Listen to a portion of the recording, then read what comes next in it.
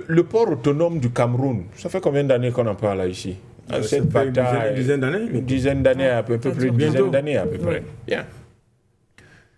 Moi, j'ai relevé deux choses fondamentales, madame, et il y en a deux autres qui, pour moi, sont des choses dont on va discuter. La première, c'est que j'ai remarqué que la décision qui avait été prise en 2021, mais cette décision ressemblait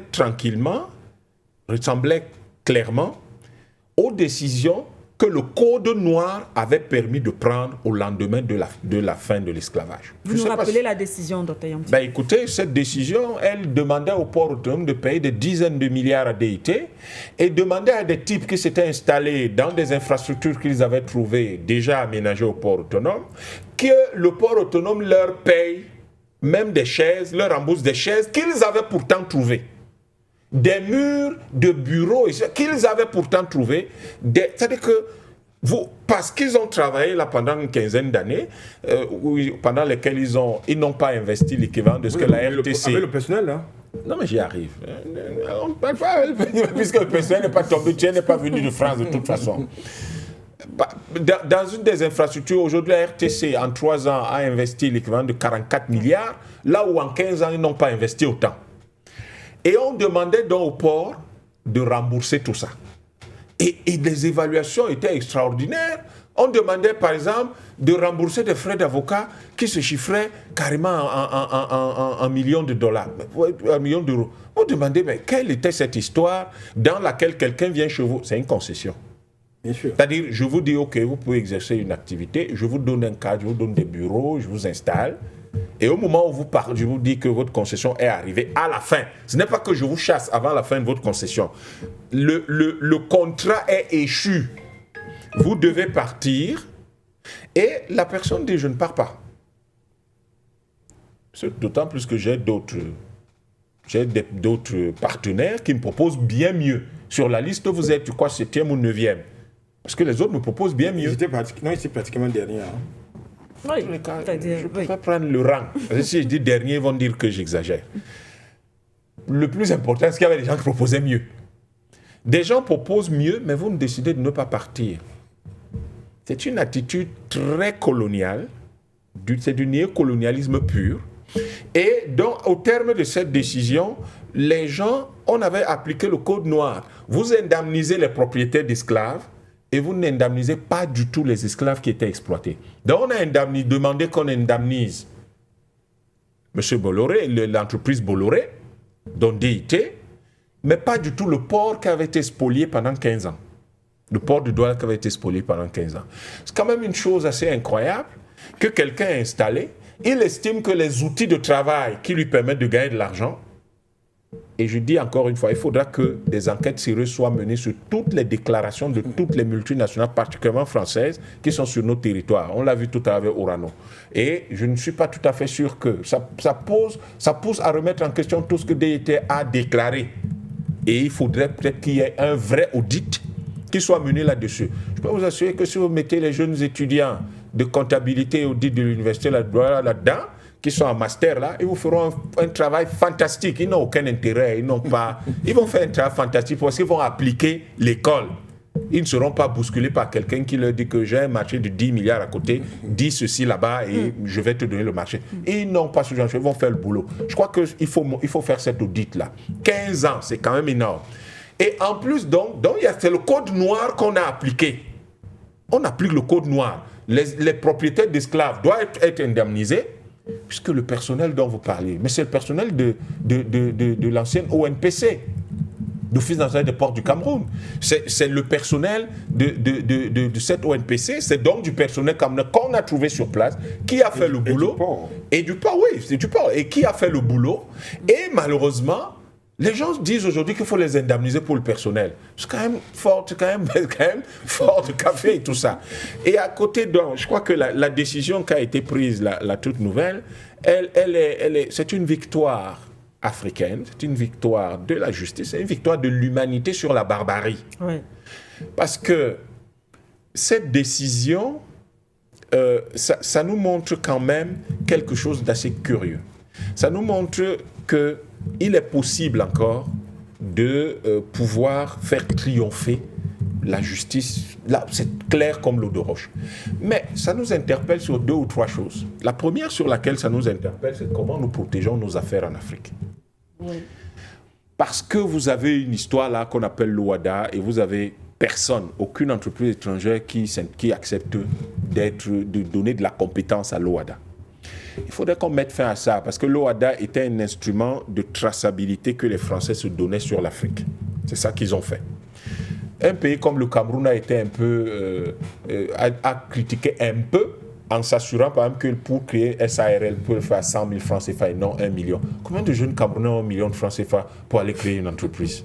Et ça c'est le déposit.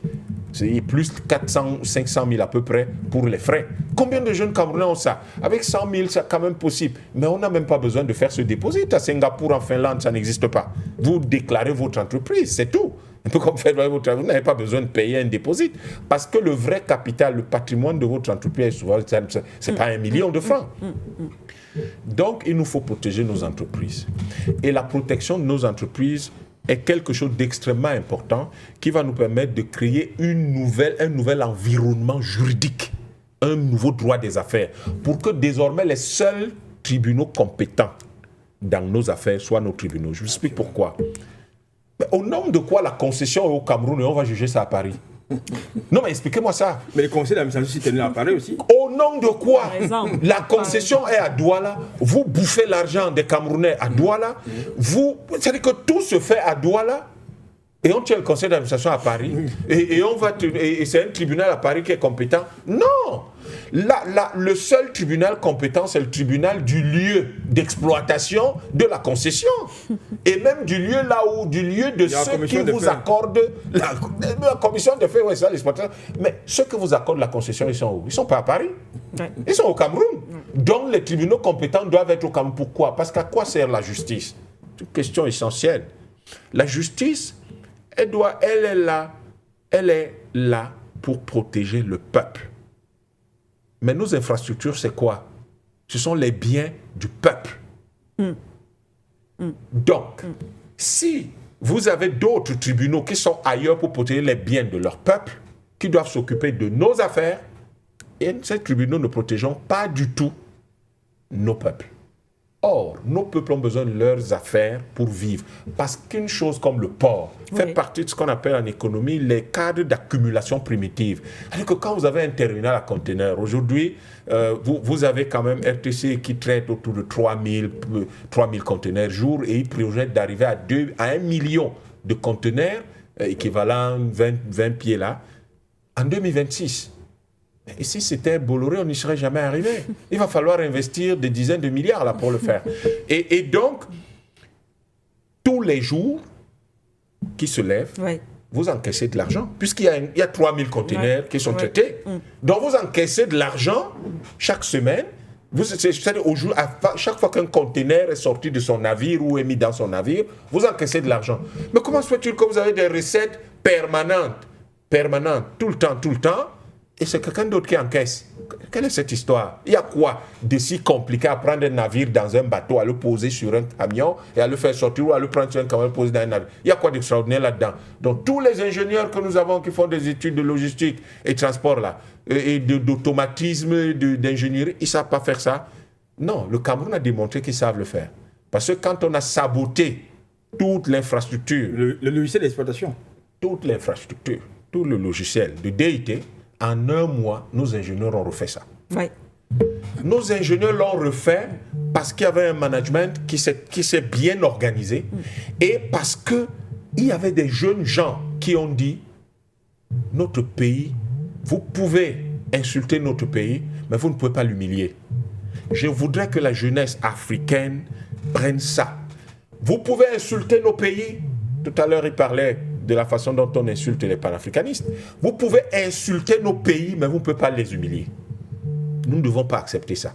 Et je crois donc que la reprise en main de ce type d'infrastructure et de tout ce qui est patrimoine à la fois infrastructurel et industriel dans nos pays doivent continuer. Le Niger va s'assurer d'avoir, si ce n'est que 2000 tonnes, comme les Français pensent que c'est ça fait 606 millions de dollars chaque année. 606 millions de dollars, 370 milliards à peu près pour le Niger, c'est énorme si on ne fait que 2000 tonnes. Mais si on est dans les histoires où ils faisaient 17 000 tonnes, on ne sait pas comment ils sont 17 000 tonnes et devenus 2000 tonnes. Si on fait 17 000 tonnes, ça fait 6 milliards de dollars. 6 milliards de dollars, on commence à parler de choses intéressantes. Et on commence à dire au Niger que le Niger peut devenir aussi le Kazakhstan, que le Niger peut utiliser son uranium et son pétrole pour en faire le Qatar. Pourquoi nous devons seulement admirer les autres et ne pas nous aussi transformer nos espaces? Alors, donc, ici au Cameroun, vous avez quand même un port.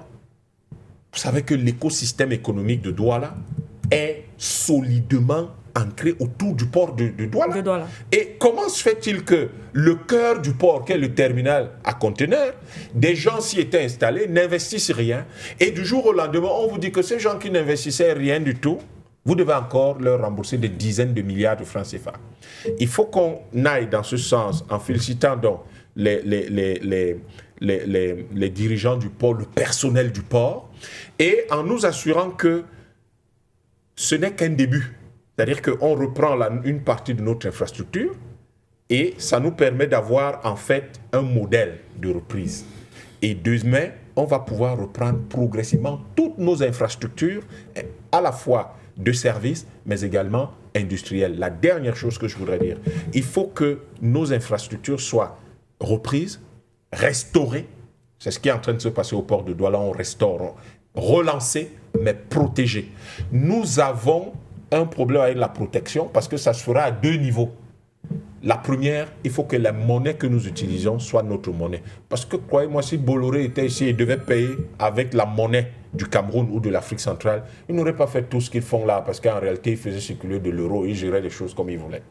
La deuxième chose, nous devons refaire tout notre arsenal juridique pour nous assurer qu'il sera adapté à la situation de toutes les concessions et de tout ce qui est interaction commerciale et avec l'extérieur, mais en faisant comment? Comment vous allez y arriver si vous n'avez pas de nouveaux pouvoirs panafricanistes qui vont donc permettre de nationaliser tout ce qui est important pour nous? C'est là où vous voyez que le programme 10 000 élus panafricanistes est une aubaine pour que nous puissions reprendre les choses en main, les organiser et croyez-moi, n'ayez pas peur pour les ressources humaines. Nous avons non seulement les compétences au niveau local, mais nous pourrons les trouver partout. Même s'il faut aller les chercher en Australie, en Chine, au Bolivie ou n'importe où dans le monde, on les trouvera. Et nous avons une diaspora énorme à laquelle il suffit d'aménager des conditions de retour. Ces gens-là peuvent travailler sérieusement pour développer l'Afrique avec tout ce que nous avons, cette masse de jeunesse entreprenante, dynamique, bien formée, mais qui n'a aucun défi à relever.